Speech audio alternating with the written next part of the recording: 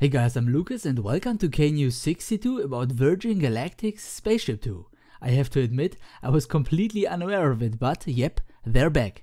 But that's not all what happened this week. China launched its Long March 5 for the first time and H-IIA took off for Japan.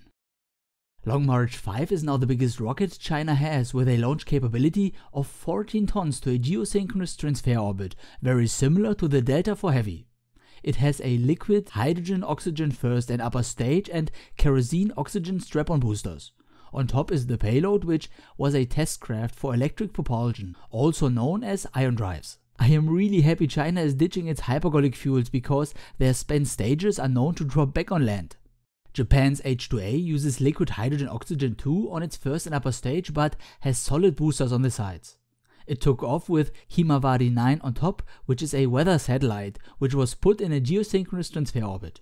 If you want to see both rockets launch, simply follow the links in the description. Now back to SpaceShipTwo. It is a rocket-powered plane which is capable of reaching space on a suborbital trajectory.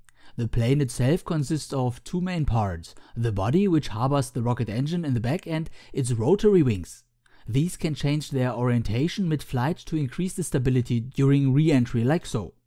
The reason to re-enter in this so-called feathered position is the higher drag, which allows it to slow down more rapidly in the upper atmosphere before hitting the lower one.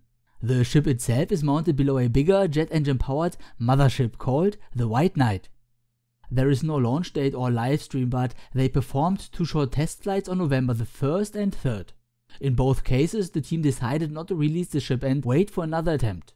The next one will be performed in the following days or weeks and will not include a main engine burn. The new SpaceShipTwo has never flown yet and has to go through some gliding and feathering tests to check if everything works flawlessly. Its predecessor, also named SpaceShipTwo, was sadly destroyed, killing the co-pilot Michael Ellsbury on an anomaly during flight. The plane was released, ignited its engine, and while moving upward at high aerodynamic loads, the tail started to rotate. This unplanned maneuver overstressed the vehicle and broke it apart. The reason was the lock mechanism, which prevents the tail from moving, was unlocked a few seconds too early. The process does not move the tail by itself, it just unlocks it so the motor can do its job in the next step. However, still at high loads on the tail, the motor alone was not strong enough to hold it in place. At a later point in time, when the pitch maneuver is finished, this would have been no issue at all. Once White Knight reaches its desired altitude, it will hopefully release SpaceShipTwo for its maiden flight.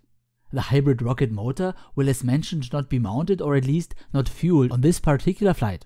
Such a hybrid engine is rather special and uses a mixture of liquid and solid propellant. The oxidizer is not mixed into the solid fuel, which would lead to a rather uncontrolled burn. Instead, the liquid oxidizer, nitrous oxide for this matter, is shot inside the solid motor's cavity and ignited. The thrust can then be controlled by varying the amount fed inside. Nitrous oxide is commonly known as laughing gas and is of course non-toxic. Others may also know it used in cars to boost an engine's horsepower for a short period of time. Nitrous oxide is NOS for short. If everything goes according to plan, SpaceShipTwo will glide back to the launch site and touch down smoothly. I really hope Virgin Galactic will have the confidence to show that that's life in the future, so we can be part of it. Now in the end, a little shout out to my patrons who support my monthly crowdfunding campaign. Thanks for your support. If you also want to contribute, which is always appreciated, there is also a link in the description. Okay, that shall conclude episode 62 and I hope to see you next one if you like. Auf Wiedersehen and thank you for watching.